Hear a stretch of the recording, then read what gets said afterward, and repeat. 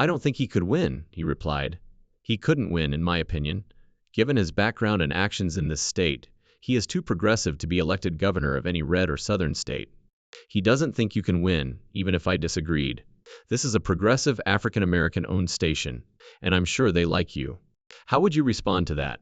Making light of a politician in passing is one thing, but burning them alive on national television is quite another. And Bill Maher did just that to Gavin Newsom. Maher was Newsom's devoted booster and supporter for years, but he seems to have had enough of the governor's three-ring circus, and that performance is obviously gone today. On his recent show, Maher went after Newsom's record, tearing into the shambles California has become under his leadership. Additionally, he delivered no surprises this time, making the program an unmissable takedown. Please remember to hit subscribe if you want to see more smoldering breakdowns like this one. California, which is home to 50% of all Mexicans and 12% of all Americans, is led by Governor Gavin Newsom. Applause. On the plus side, other from Kristi Noem, who appears to be capable of porn, Newsom is the sole governor. When Bill Maher stated bluntly that Gavin Newsom's greatest legacy isn't connected to policy, advancement, or anything that resembles true leadership, he truly went there and didn't even pause. It's because he appears to be a natural fit for the adult film business. An unexpected and incisive remark that rocked the discourse. That is not a light-hearted remark. That's a career-shaking blow from someone who once publicly praised him. Additionally, it totally alters their previously cordial interaction. Consider it. One of the strongest states in the country has you as its governor. However, the headline that follows your name suggests that you would be ideal for an X-rated casting call, transforming your image from a feat to a joke. Maher minimized all of Newsom's accomplishments to a disparaging analogy that casts a shadow over his whole career, which speaks more than any political critic could about how terribly things have gone under his direction. It's no longer just shade when one of your most vocal fans abruptly changes the subject and attacks you in this manner. It turns into an indicator that your political brand is beginning to falter. He desperately wants to be the one to take over if the current contender falters. But every time Biden runs out of words, he receives a notification on his phone. The governor of California is somewhat conservative, which is a drawback for Britney Spears. They'll criticize him about the homelessness issue in California, but there is a solution. Although they can reside anywhere, California is the state of choice for the homeless. The state of California has essentially extended a warm welcome to the homeless, making it seem strangely convenient even expected to arrive without anything, because living on the streets is made simple, comfortable, and unexpectedly appealing by the laws. This is chaos, not compassion. Furthermore, the issue has not only become worse during Gavin Newsom's leadership, it has spread like wildfire across the entire state, turning entire neighborhoods into open-air shelters that appear to grow every month and turning sidewalks into endless rows of tents. Rather than offering practical answers, his policies have made the situation worse. Yet his lenient stance on crime, consistently seeming to support criminals over victims, has only made matters worse by providing lawbreakers with little more than a symbolic slap on the wrist. It's brutally easy math. Crime is growing, homelessness is up, and life quality is declining.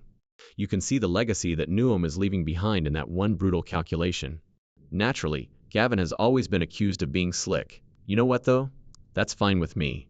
No one has been criticizing Biden of being slick lately, I observed. Do you want to be a good speaker or not? Since I admire Ike, Newsom's name makes for the ideal slogan, and he is the party's finest communicator with a track record of confronting bullies. Gavin is with me. Bill Maher is now voicing what many Californians have been saying for years.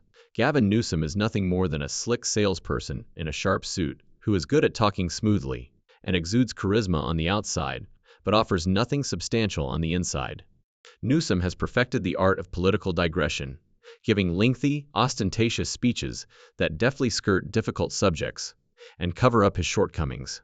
However, charm by itself cannot salvage a state that is progressively collapsing, stop rising crime, or provide roofs over people's heads. Leadership is not his true talent. Escape is the goal, because he always retreats behind practiced phrases and assurance that never work when he's cornered. The true question, though, is whether the people deserve a governor like that. Someone who always delivers dust despite making lofty promises, leaving locals yearning for practical answers rather than catchy sound bites. And perhaps it's time for the rest of the nation to take notice as well, given that Maher, who was previously among his most outspoken defenders, is now criticizing him. Yesterday, I spent time on KBLA with my friend Tavis Smiley. That station has my support and investment. Who do you want for running president? He asked. I think you'd be good at the job, I answered. Not this year. We are aware. No, I am aware of that. Well, but I don't think he could win, he said. I disagreed, but no, this is a progressive African-American-owned station, and I'm sure they like you. But he doesn't think you can. He's too progressive coming from this state, and what he's done in this state to win in any southern state, any red state.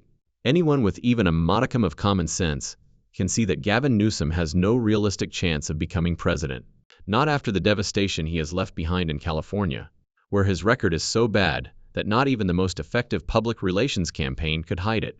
People all over the state are publicly expressing their intense frustration at seeing what was once a thriving hub of business, innovation, and prosperity turn into a warning story that other states are now using as a guide.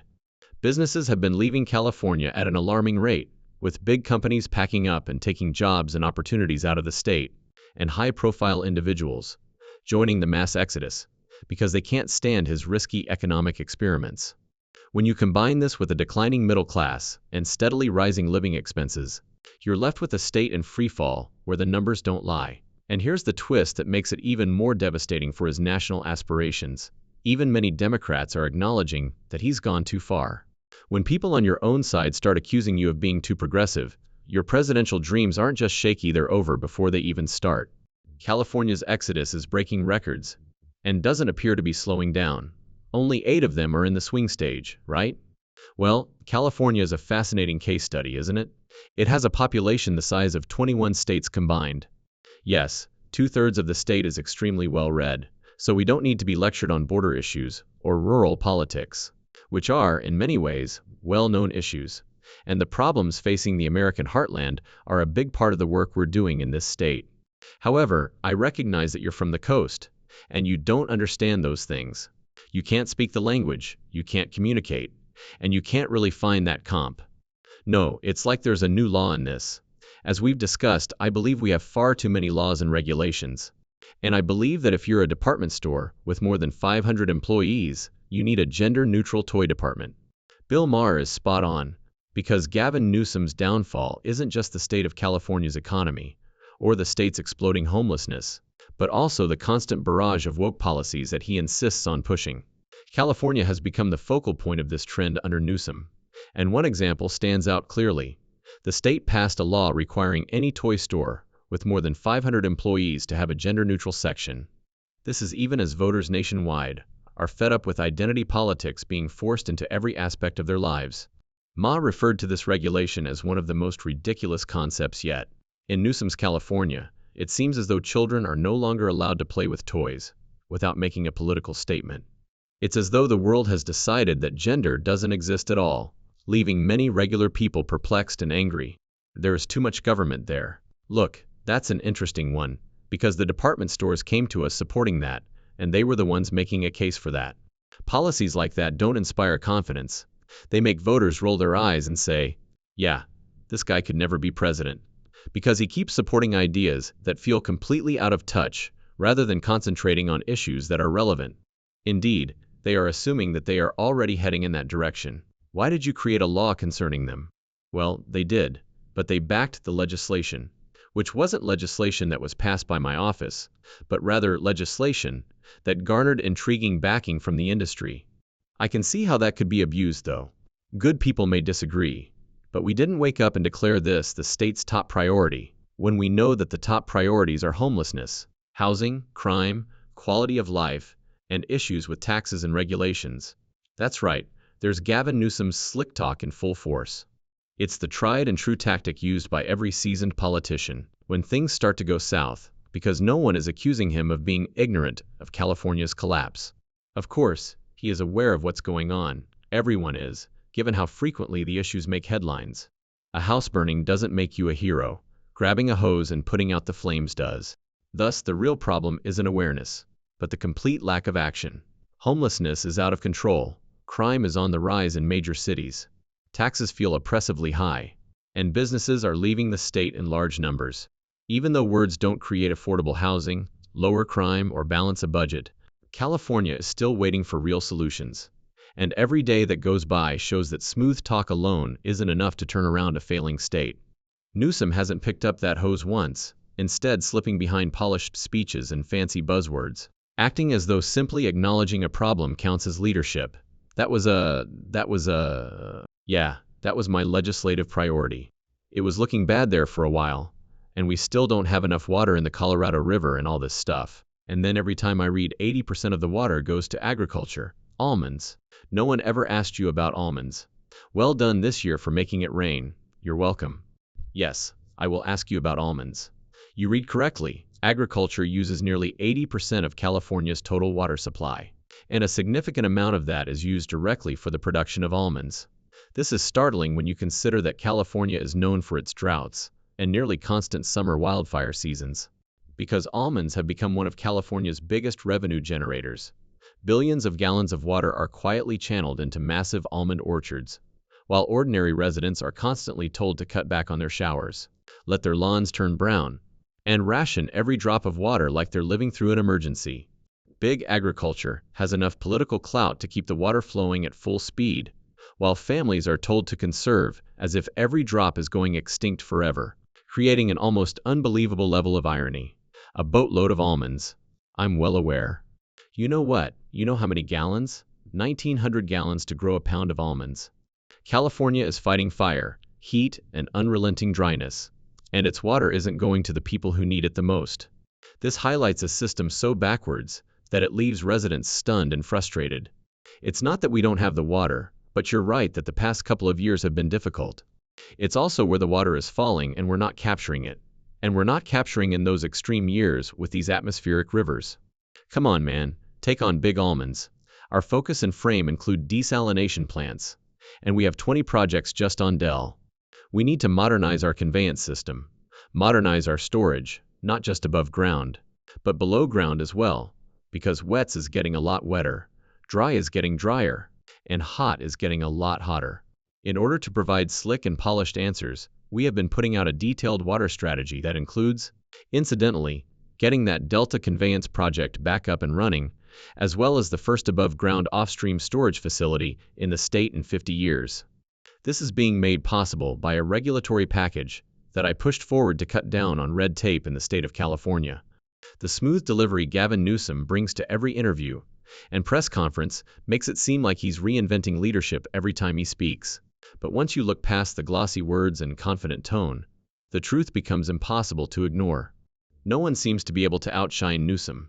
He's not solving California's problems at all. He's just mastered the art of political theater.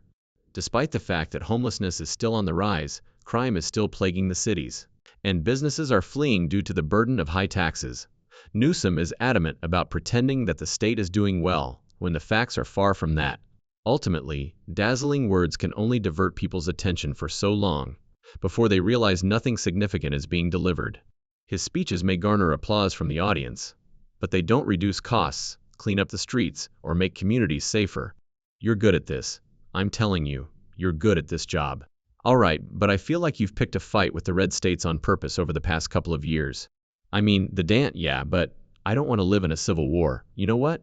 But you seem to want to create this dichotomy between, oh, this is a blue state and that's a red state, and I don't want to live in that country. I agree with you. I also like Florida. I like all these states. I don't want to be in a fight or flight mentality all the time. We've been through a lot. We've been traumatized and polarized.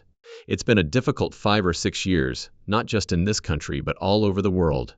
However, you made the point in your monologue just now, and I'm not going to sit back and watch. There are people out there who want to turn America back to the pre-1960s, reversing women's rights, voting rights, LGBTQ rights, and access to contraception in addition to abortion. Gavin Newsom is as woke as a politician can get. His record speaks for itself. A once golden state drowning in homelessness, businesses fleeing by the thousands, high taxes crushing the middle class, and major cities overrun by crime and addiction. If America ever makes the mistake of placing him in the White House, the entire country should brace itself, because he would drag the country down the same path California has been sinking into for the past 8 years. As he continues to promote woke talking points, While ignoring the everyday struggles of regular people who just want stability and safety, Newsom has turned California, which should have been a model of prosperity due to its resources, innovation, and wealth, into a warning story about what happens when ostentatious speeches are valued more highly than practical solutions. His leadership is a disaster wrapped in a designer suit, and once you take away the media spin, polished image, and practiced lines, the reality becomes painfully clear. If this California model is really what he intends to spread across America, then it is a blueprint for national decline. America cannot afford another illusionist in power, and leaders like Obama and Newsom rely heavily on charm, illusion, and theatrics, while the real problems worsen. Just as Obama promised hope but delivered division, Newsom promised a bright California dream, but left the state in ruins. And now some want to give him control of the entire nation. That concludes today's video. Thank you for watching, and please remember to like, comment, and subscribe, so you don't miss what's coming up. California was the warning shot that everyone should pay attention to. If you ignore it, the entire country could pay the price.